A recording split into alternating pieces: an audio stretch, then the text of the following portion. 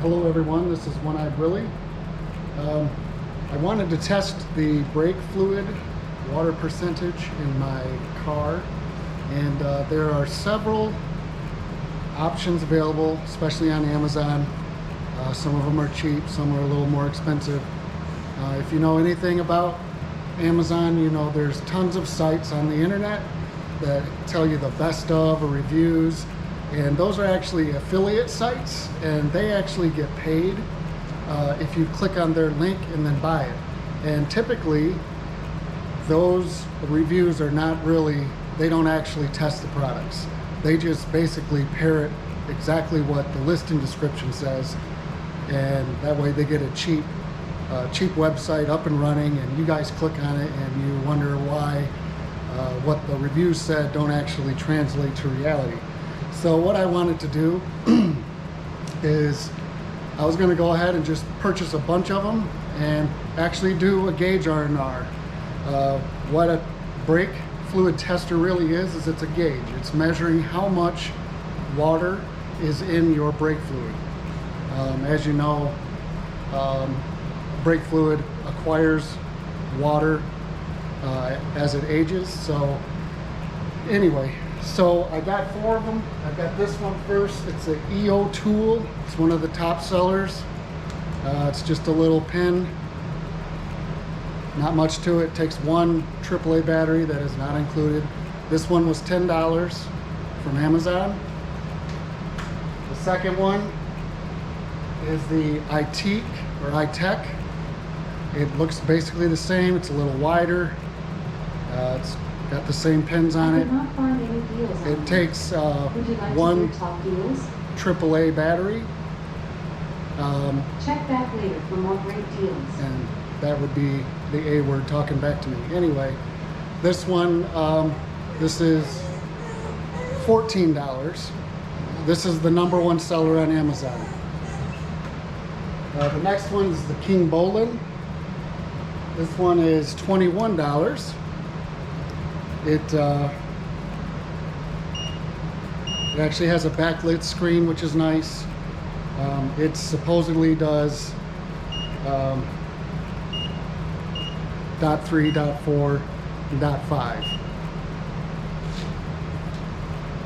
The last one we're going to test is the DOE, not sure how to say that, the DY23B. It's actually sold by King Bolin. This one is $26. This one does not have a backlit screen, I don't think. Oh, it does, right there. Okay, this takes a 9-volt battery, not included. So what I'm going to do, first what I'm going to do is test a brand new bottle of brake fluid, .3. We're going to see if it zeroes out. If it says more than 0, then we know our gauge is already junk, and it's not going to give us true readings. Then what I'm going to do is I'm going to add 2 teaspoons of water to the brake fluid, which will put it at 74 teaspoons instead of 72, which is approximately 2.7% water. We'll measure that, and every gauge should read between 2 and 3. If they don't read between 2 and 3, then we know they're not calibrated correctly. In manufacturing, when you buy a gauge, it has to be calibrated or it has to come with a certificate of calibration. Of course, none of these do, but they are gauges. You are measuring a percentage with it. And then what we're going to do is then I have 3 vehicles. I'll show you those in just a second. All right, so the first vehicle we're going to test is this Jeep Renegade 2017. I'm pretty much sure that this brake fluid has never been changed or inspected. So we'll see what that reads. Next, we'll measure this 1995 Corvette. Now this is a track car, so it was completely flushed with .4 fluid. So we'll also find out if these gauges can measure .4 fluid consistently. And last is a 93 Corvette. This is all original. I don't know how old that fluid is. I've never checked it. I've never flushed it. but we'll see. This is dot 3, and we'll see how accurate the readings are. All right, so the first thing we're going to do, or how I'm going to do this, is we're going to take one, turn it on, measure. Then what I'm going to do is wipe it off with a rag, clean it with some brake cleaner. And if you know anything about brake cleaner, all it basically is pressurized denatured alcohol. And the reason I'm doing that is they say to just wash them in water, but I don't know why you'd want to do that when you're trying to detect water, but whatever. So I'm going to do it this way. The brake cleaner should purge any kind of humidity on it. It'll dry clean, and then we can measure. So I'm going to start measuring, and I'm not sure if I'm going to do 3 or 5 measurements for each gauge on each test, but we'll see how consistent they are. So first thing we're going to do is we're going to start with the brand new brake fluid. Hopefully they all read 0.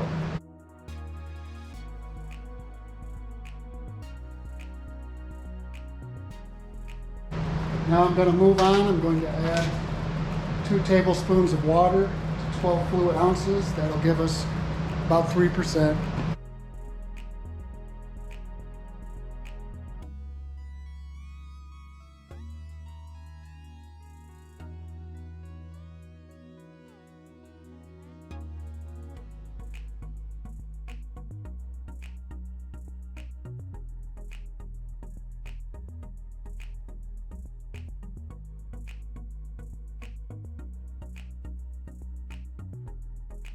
Okay, so we're all done with our tests, and what you're looking at right now is the results of 5 measurements from each gauge with the new brake fluid.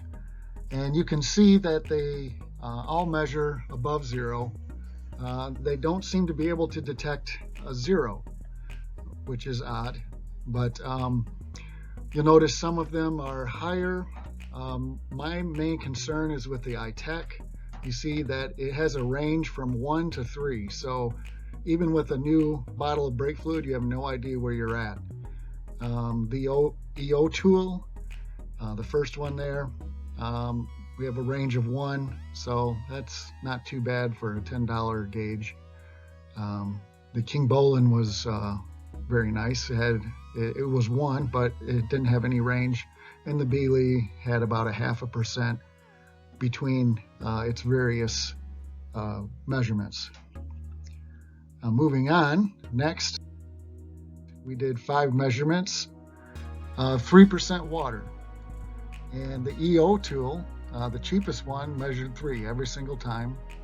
The iTech measured 4, but it did measure that every single time. The King Bolin 2.5, the Beely at 2.8.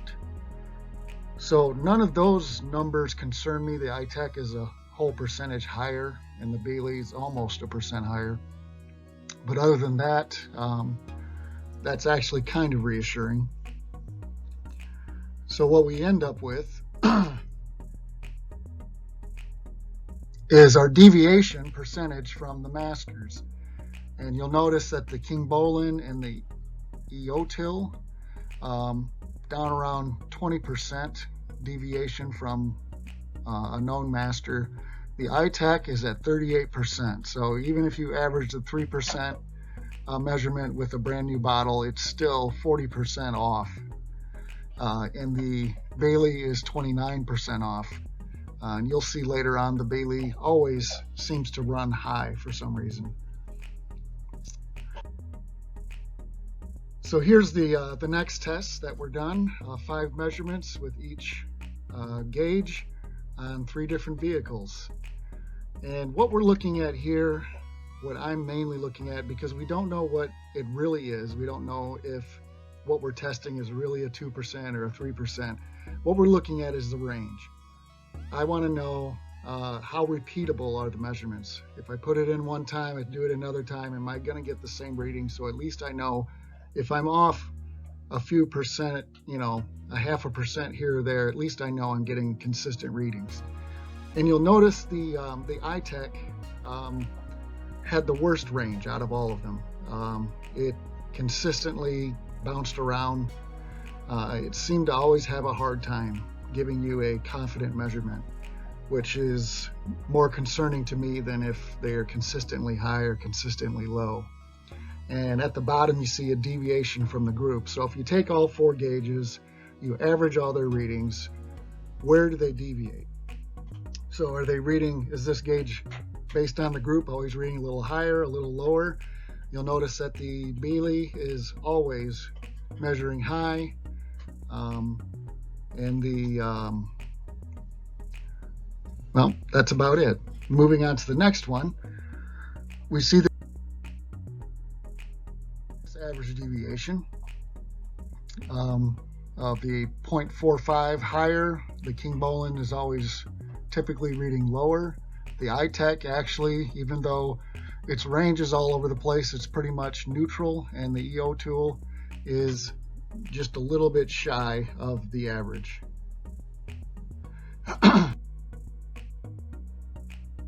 And like I said, here's the most important to me with these gauges is that when you take a measurement, does it repeat? And we see here the iTech is at 20% range. So every time you measure it, you can be off by 20%. And 20% is basically 1% of humidity.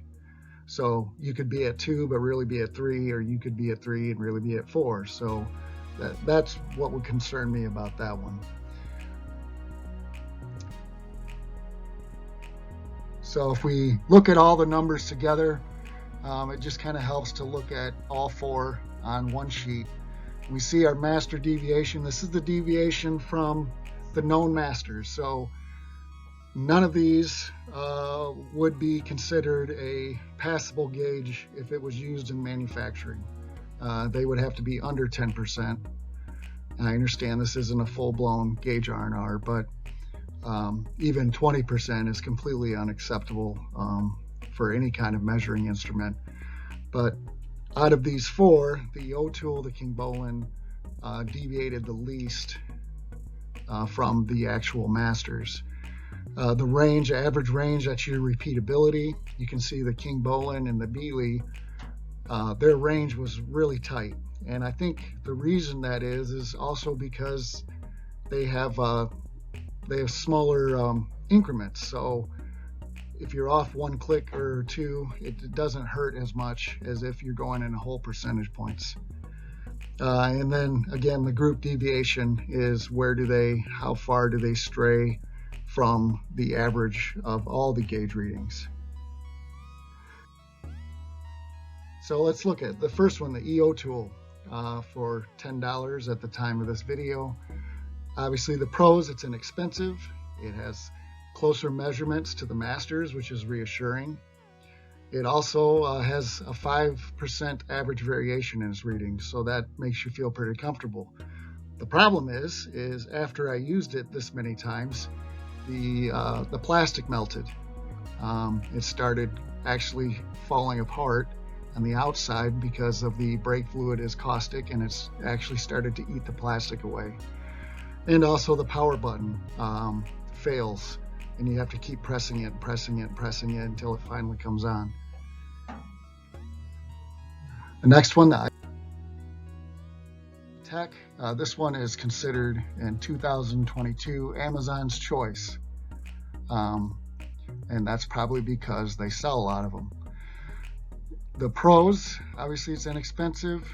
This one actually has some good construction. The button on top is rigid. It never messed up. The plastic didn't melt. That was nice. But the problems with this one, it had the worst repeatability. You would check your brake fluid and you get 1%, and the next time you check it, you get 2. Sometimes you might even get 3. And so it also had the worst calibration to the masters. It seemed to have a very hard time of being able to detect 0 or even 3%. And it always seemed to measure high. So I guess if you want to be safe, you can get this one, and you'll know you're definitely safe, if not under where it's saying you are at. The next one, the King Bolin. Contrary to my previous statement, this one is the one that's $25.99. What's nice about this one, it has a graduated display, it's backlit. You actually select which fluid you're checking. The greatest pro I found was that it has 0 variation between measurements. So whether it was right or wrong, whatever it said it every single time. And it also had, if you average the deviation, it had the least deviation from the masters. The cons for this one, though, is that it seems to read low, which is concerning if you need to have a gauge because, for instance, you go to a track and they want you to do a tech inspection. This would be a good one for you to have because you could, always say you're under 2%, but that might not be reality. And the other con is that even though it has the nice little bars for each graduation, those bars only represent 0.5%. So it does make it twice as accurate as the pens, but still not quite as accurate as the other Bailey. Now the Bailey is $20.90. It has a graduated and backlit display. What I like about it especially is the graduations are 0.25%. So it's very accurate. So sometimes it may look like this one is less accurate, but you're talking 0.25%. And its readings were fairly consistent. There's only 3% of variation between the readings. So that's extremely comforting. The cons on this one is it measures about 0.5% higher than the average. And I don't know if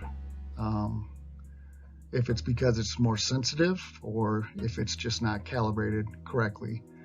And the other con is that it had the second worst deviation from the masters. So even though it does give you consistent readings, when we know what the percentage should be, it doesn't seem to measure that correctly. And the other thing I found out is even though this takes a 9-volt battery, it does not power off. If you don't remember to turn it off, you will be putting a battery in it every time you pick it up. So in conclusion, are cheaper testers worth it? That's up to you. If $10 is a make it or break it, then I guess you could go with a cheaper one. Thing to keep in mind is with all of these testers that they all fail to calibrate to a known master. So if you get a new bottle or you get it and you measure it and it's supposed to be 3%, they will not measure exactly what they're supposed to measure, which tells me that they make these but they don't actually test them and adjust them to make sure that they are repeatable. And so in conclusion, these all basically give you a rough idea of moisture percentage.